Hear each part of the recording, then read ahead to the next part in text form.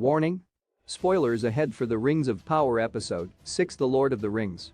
The Rings of Power Episode 6's Battle of Turharad just made the Arondir vs. Legolas debate much spicier. When the made-for-TV character additions in Amazon's The Rings of Power were first introduced, Ismael Cruz Cordova's Arondir stood out as a clear parallel to the Lord of the Rings Legolas. Both are woodland elves descended from the Tellarite, both are handy with a bow and arrow, and both are Middle-earth heroes who stepped beyond their races' natural prejudices to make new allegiances, although, to our knowledge, Legolas never made out with Gimli under a tree. Comparing the two is only natural. Who is stronger between Legolas and Arondir? Who would win in a fight? Who was the superior archer? Though the Rings of Power is only just scratching the surface of Arondir, that debate becomes way more interesting after Episode 6. As the Southlanders clash with Adar's orcs, Arondir leads the defense, defying terrible odds to hold out until Númenórean support arrives.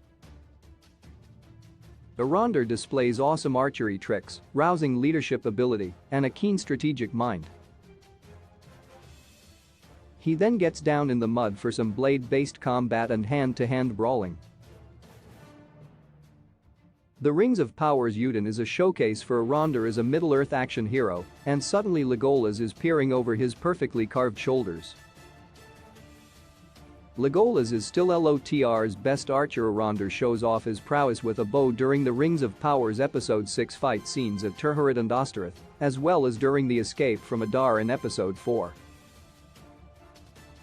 His shots are unnervingly precise, regardless of whether the target is a wriggling orc or a thin stretch of rope, and he can shoot while on the move. But Arondir is an excellent archer only in the sense that most elves are pretty excellent archers, thanks to their enhanced eyesight, senses and movement. Conversely, J.R.R. Tolkien describes archery as a key aspect of Legolas' character, tall as a young tree, lithe, immensely strong, able swiftly to draw a great war bow, and the book character shoots down an Nazgul's Felbust in pitch darkness, impressive even for an elf. One might argue that Arondir is the better all-rounder. Archery aside, the Southland's elf ally organizes the ill-equipped and amateurish villagers into an impromptu army, while his oratory skills prevent them fleeing or siding with the enemy. The Lord of the Rings doesn't show Legolas as an outstanding leader, that's Aragorn's department, nor a military tactician.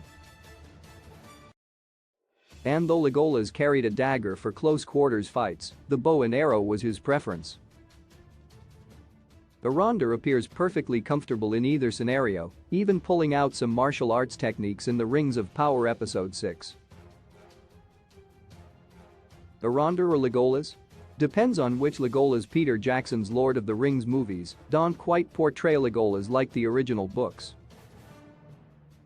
A select few moments of greatness aside, the aforementioned Felbust shot probably being the most impressive, Tolkien offers little to suggest Legolas is exceptional among elves. Rather, Hess exceptional because Hess an elf. Orlando Bloom's Legolas, however, is a one-man, nigh-on indestructible orc slayer whose on-screen battlefield shenanigans far surpass any other elf in the trilogy. This is down to Jackson's deliberate shift into action territory, an approach Christopher Tolkien, J.R.R.'s son, criticized.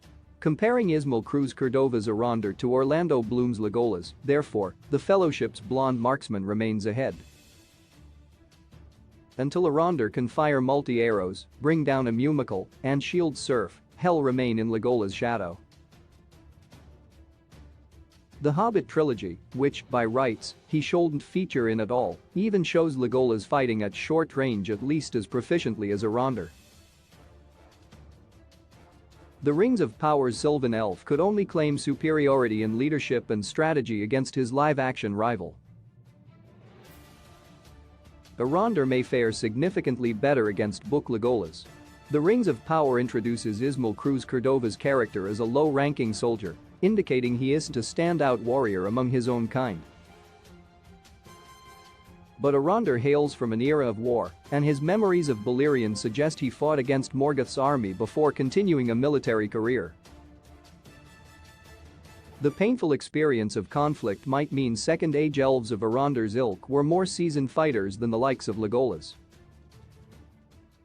Join Amazon Prime, watch thousands of movies and TV shows anytime, start free trial now. The Lord of the Rings. The Rings of Power continues Thursday, Friday on Prime Video.